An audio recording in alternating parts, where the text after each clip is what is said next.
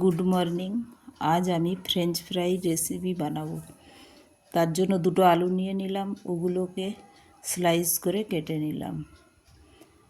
French fry বানাবো। আজকাল শরীর সুস্থ রাখার জন্য হেলথ কনসাস হওয়া অতি অবশ্যই প্রয়োজন, তাই তেল যতটা অ্যাভয়েড করা হয় সেটাই ভালো। তার জন্য আজ ফ্রেঞ্চ ফ্রাই বানালাম। এবার দেখে নিন রেসিপিটা। ফ্রেঞ্চ ফ্রাইয়ের ওপরে আলু স্লাইসগুলো কাটার পরে ওতে আমি লবণ, একটু হলুদ, একটু তেল, হাফ টিস্পুন মতো তেল মাখিয়ে নিলাম সুন্দর করে।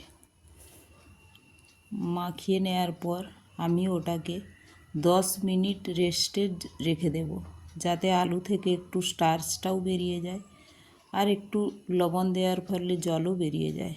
10 মিনিট ওয়েট করার পর আমি ওই স্লাইস আলুগুলোর মধ্যে আমি দিয়ে দেব হাফ চামচ কর্নফ্লাওয়ার, যাতে ক্র্যাঞ্চি ভাবটা থাকে। তার জন্য হাফ চামচ কর্নফ্লাওয়ার দিয়ে আমি আলুটাকে মাখিয়ে নিলাম। পরে আমি এয়ার ফ্রায়ারের ট্রের ওপর ওই স্লাইস করা আলুগুলোকে দিয়ে দিলাম। এয়ার ফ্রায়ারের ট্রের যেটা আছে ওতে সুন্দর করে সাজিয়ে আমি এগুলো দিয়ে দিলাম এয়ার ফ্রায়ারের মধ্যে। পরের প্রসেস,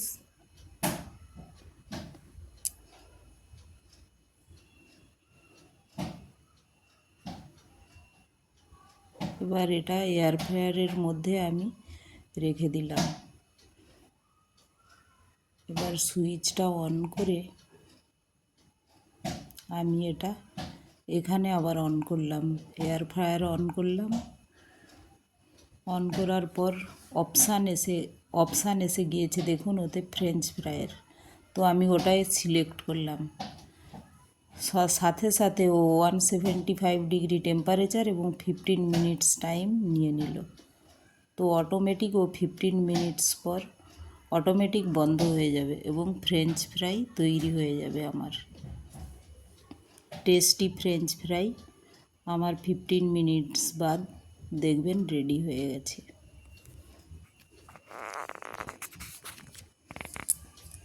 দেখুন কত সুন্দর ফ্রেঞ্চ ফ্রাই আমার তৈরি। হালকা ব্রাউন কালার এসেছে। তারপর ফ্রেঞ্চ ফ্রাইটা আমি একটা প্লেটে ঢেলে নিলাম এবং ওটা আমি সার্ভ করার জন্য একটা প্লেটে নিয়ে নিলাম এবং তার সাথে একটু মেয়োনিজ, বাটার আর সস নিয়ে এটা সার্ভ করলাম এবং একটু উপর থেকে হালকা বিট লবণ ছড়িয়ে দিলাম।